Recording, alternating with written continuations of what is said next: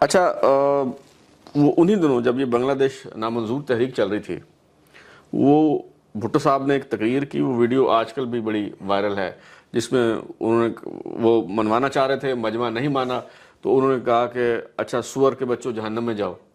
اچھا وہ جلسہ کون سا تھا، اور یہ بات انہوں نے جو آخر میں کہی وہ جلسے کے شرکاء کے بارے میں کہی یا بنگالیوں کے بارے میں کہی؟ نہیں شرکاء کے بارے ہمیں کہا۔ اچھا اچھا اس وقت بنگلہ دیش نامنظور کی آواز کس نے اٹھائی ہوئی تھی؟ وہ جلسہ کہاں پہ تھا؟ کون سا؟ کراچی میں۔ کراچی میں تھا۔ کراچی میں تھا۔ صحیح سے تو وہ جہاں جاتا پہلے پنڈی میں پلٹ دیا، پھر فیصل آباد میں، پھر کراچی میں اس نے کیا، تو وہ وہاں بھی بنگلہ دیش نامنظور، تو سور کے بچوں جہنم میں جاؤ، جہنم میں جاؤ۔ میں بھی کہتا ہوں نامنظور، میں بھی کہتا ہوں نامنظور، بالکل کہا، صحیح صحیح۔ اچھا ذوالفقار علی بھٹو صاحب کا دور آپ نے دیکھا، بلکہ بھگتا۔ ایک تو وہ ہوتا ہے کہ جب آپ اس جبر کا سامنا کر رہے ہوتے ہیں، پھر جب کچھ عرصہ گزر جاتا ہے، آپ غیر جذباتی ہو کے منطقی انداز میں جب سوچتے ہیں تو کبھی کبھی پھر اس رائے پہ نظر ثانی کرنی پڑتی ہے۔ تو ذوالفقار علی بھٹو صاحب کے بارے میں آپ کیا کہیں گے؟ وہ ایک ڈکٹیٹر تھے، فاشسٹ لیڈر تھے، یا کوئی واقعی جمہوریت پسند لیڈر تھے، قائد انقلاب تھے؟ دیکھیے قائد عوام۔ ان کی جو پازیٹیو باتیں ہیں نا، جی وہ یہ ہے کہ مغربی پاکستان گونگا تھا، انہوں نے آواز دی، آواز دی، اور ہم بھی اسی آواز پہ ان کے ساتھ کھڑے ہو گئے۔ صحیح۔ میں تو ملتان سے بہاولپور تک بھی، یہاں انہوں نے پھر مجھے کوئی انداز ان کا بدلا ہوا تھا، تو کہ وہ کہنے لگے کیا فش مارکیٹ بنائی ہوئی ہے، لیکن میں کاندھے پہ ہاتھ رکھ کے تقریر کر رہے ہیں، تو وہ پازیٹیو بات ہے۔ پھر یہ ہے کہ واقعتاً سیاستدان تھا، صحیح، اس کو اچھی چیزوں کو سمجھتا تھا، جی اور جو اس کے باوجود جی جو ان کا دور حکومت تھا جی، وہ بہت خوفناک تھا۔ منتقم مزاجی، اس میں تو وہ چھوڑتے ہی نہیں تھے، اپنوں کو نہیں چھوڑا۔ آپ دلائی کیمپ کہاں تھا؟ دلائی کیمپ کون تھا اس میں؟ اس کا سیکرٹری جنرل بعد میں بنایا چودھری غلام حسین، یا پورے لاہور کے جو سرکردہ لوگ تھے وہ ساری پارٹی کو انہوں نے ڈال دیا وہاں، جہاں پہ ہمارے سپریم کورٹ کی پہنچ بھی نہیں تھی، اور آزاد کشمیر میں ابھی کورٹ بنی ہی نہیں تھی۔ یہ بالکل ایسے ہی جیسے وہاں امریکہ نے لوگوں کو گوانتانامو پہ، وہاں سے امریکہ کے سپریم کورٹ کی پہنچ نہیں ہے۔ یہ درس بھی امریکہ نے ہم سے ہی بھٹو صاحب سے انہوں نے مستعار لیا۔ فیشسٹک تھے، ہماری ملاقاتیں ہوتی رہتی تھی، وہ بلا لیتے تھے کہ آپ دیکھیں ان کا کیا حال ہے، تو میں کہنے لگے یار میں نے کہا بھٹو صاحب آپ فاشزم پھیلا رہے ہیں، تو کہنے لگے میں تمہاری جماعت ہے فاشسٹ، جماعت اسلامی کی طرف کر رہا تھا اشارہ۔ تو میں نے کہا جناب آپ کہنے لگے آپ کو فیشزم کا معنی آتے ہیں؟ میں نے کہا جی میں فلاسفی کا ایم اے کر رہا ہوں، سائیکالوجی فلاسفی میں، تو لا بھی میں نے پڑھا ہے، تو مجھے آپ یہ بتائیں کہ فیشسٹ جو ہے میں کنفیوز نہیں کرنا چاہتا، 3 فیشسٹ جی خصوصیات ہیں، تو کو یاد ہے ایک ہٹلر ایک مسولینی اور تیسرا آپ تو کہ چھوڑو یار تو چھوڑو مجھے بتاؤ مجھے یونیورسٹی کا بلا رہے ہو بات بدل دی. بدل دی اس کو سوچنے کا سمجھنے کا انداز جو تھا جی وہ پولیٹیکلی وہ چیزوں کو دیکھتا تھا لیکن لوگوں نے لیکن اب یہ آج تک ہم 73 کے آئین کی بات کرتے ہیں. بالکل 73 کا آئین بنایا بڑی مشکلوں سے جی جی جی یہ ان کا کریڈٹ. لوگوں کو لیکن پھر کیا ہوا اسی دن ایمرجنسی ڈکلیئر کر دی جی اور پھر 73 کا آئین جی بھٹو صاحب کی زندگی میں 6 یا 7 ترامیم انہوں نے اپنے دور میں کر دی. وہ بھی کی لیکن ایمرجنسی لگی رہی ایمرجنسی کو اٹھایا نہیں ہے. اچھا تو جب چاہتے تھے وہ اس کو موم کی ناک بنا رکھا تھا. بنا رہے ہو اسی کو لیکن آج وہ ان کی اچیومنٹ سمجھی جاتی ہے اور رائٹ سو کہ وہ ہے اچیومنٹ صحیح. لیکن خود کو وہ قبول نہیں کیا. لینڈ ریفارمز کی تو وہ اپنا ایک ایکڑ دے دیا تو قوانین بنا کے آئین بنا کے پھر اس کو لاگو نہ کرنا اور اپنے آپ پہ لاگو نہ کرنا. اپنے آپ پہ لاگو کرنا یہ وہ ایک ہے ان کا. لیکن اس بات کا میں پھر کہوں گا جی. کہ ہم تو سیاست سیکھے ہی انہی سے. یعنی خوبیاں بھی تھی خامیاں بھی تھی. انسان ہمیشہ خوبیوں اور خامیوں کا مرکب ہوتے ہیں مجموعہ ہوتے ہیں. اچھا وہ جو دور تھا بھٹو صاحب کا اس پہ ایک اور بڑا سکینڈل مشہور ہوا اور ہم نے تو سنا پڑھا. آپ چونکہ آپ نے خود دیکھا تو میں چاہتا ہوں اس پہ ذرا روشنی ڈالیں. جو کھر صاحب جو ہیں غلام مصطفیٰ کھر صاحب گورنر تھے جب تو یہ بات مشہور ہوئی کہ کوئی لڑکیوں کو اغوا کر کے وہ مری لے گئے. تو وہ کیا قصہ تھا کیا ماجرا تھا؟ دیکھیں وہاں پہ اپنا 2 بچیاں تھیں جی وہ وہاں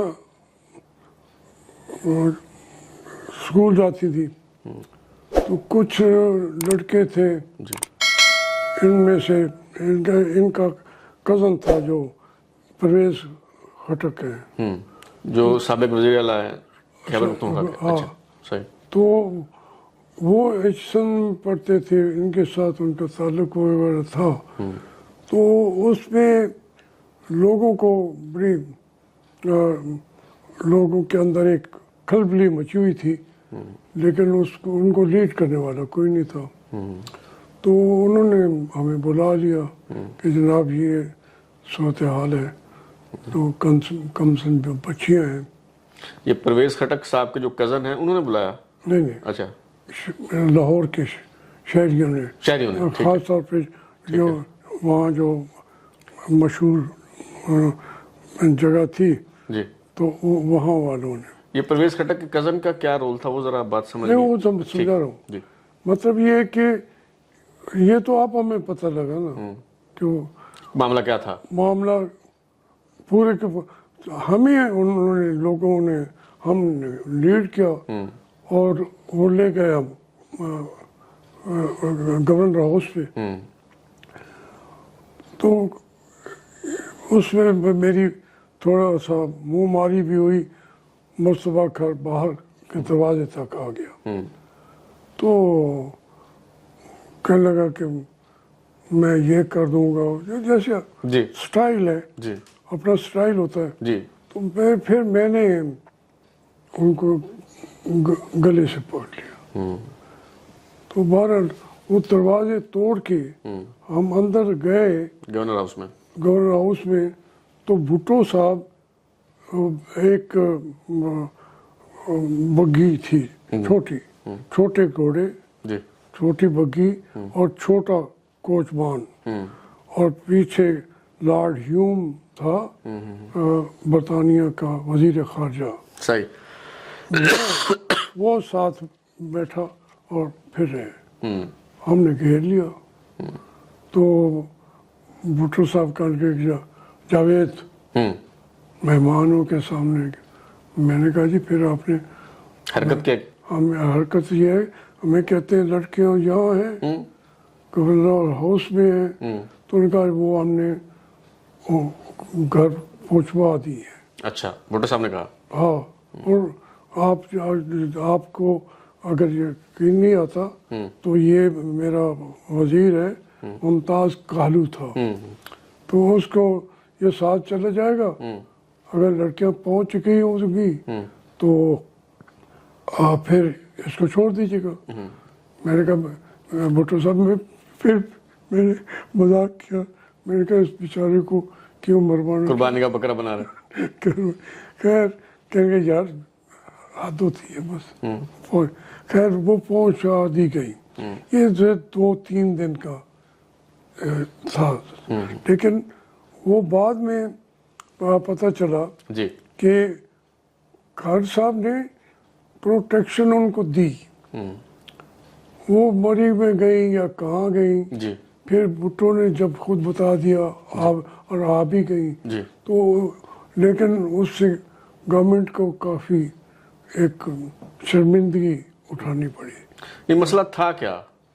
مسئلہ یہ تھا کہ وہ باقی نہیں وہ بچیاں تھیں 9ویں جماعت کی. ٹھیک ہے.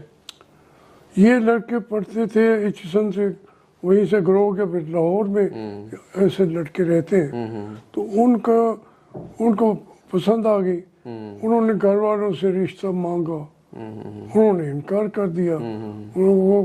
وہ جن میں ایک آپ بتا رہے ہیں پرویز خٹک صاحب کے کزن بھی تھے. ہاں تو وہ یہ سمجھ لیں کہ گھر سے بھاگ کے شادی کرنے والا کچھ چکر اس طرح کی چیز تھی ہاں وہ اور خان صاحب نے پروٹیکشن دی. جب اتنی غربت جو ہے جی اب آپ دیکھیں نا پرویز خٹک نے خان صاحب کو اس کا ٹکٹ دلایا تحریک انصاف کا. صحیح وہ کوٹ پرو کو ہو رہا تھا. صحیح. مطلب وہ قربت ان کی اس دور میں بھی بہت ہاں قریب تھے وہ. اور اس میں ایک جیسے ٹپیکل زمیندار کا یا فیوڈل لارڈ کا ہوتا ہے کہ وہ ٹھیک ہے رسا گیری کرنا ہاں لڑکیوں کو لے آؤ یار اٹھا لاؤ کوئی مسئلہ نہیں.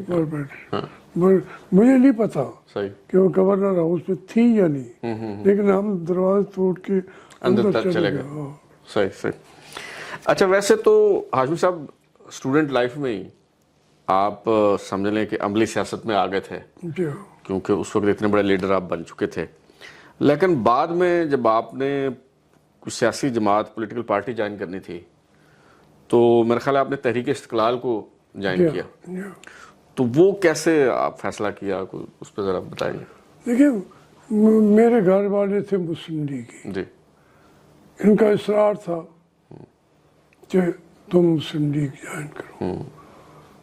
جماعت اسلامی میں جا نہیں سکتا تھا. میں نے جا کے مولانا سید ابوالعلا مودودی کے ان سے کہا کہ میرے لیے دعا کیجیے اور میں جماعت اسلامی میں ان کے لیے بھی نقصان دہ بنوں گا اور وہ جماعت کے لیے بھی بہتر نہیں ہوگا میرے لیے.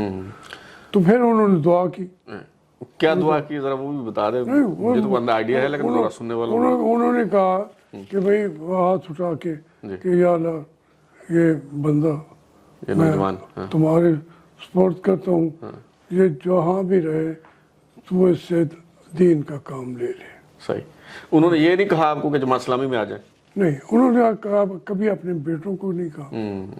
ساری زندگی کسی کو کہا ہی نہیں ہے. صحیح صحیح. لیکن مجھے یہ احساس تھا کہ کل اگر وہ اخباروں میں پڑھیں گے تو انہیں تکلیف ہوگی تو اس لیے میں پہلے ان سے اجازت لے کے باہر جاؤں. پھر تحریک استقلال میں گئے. ہاں تحریک اس میں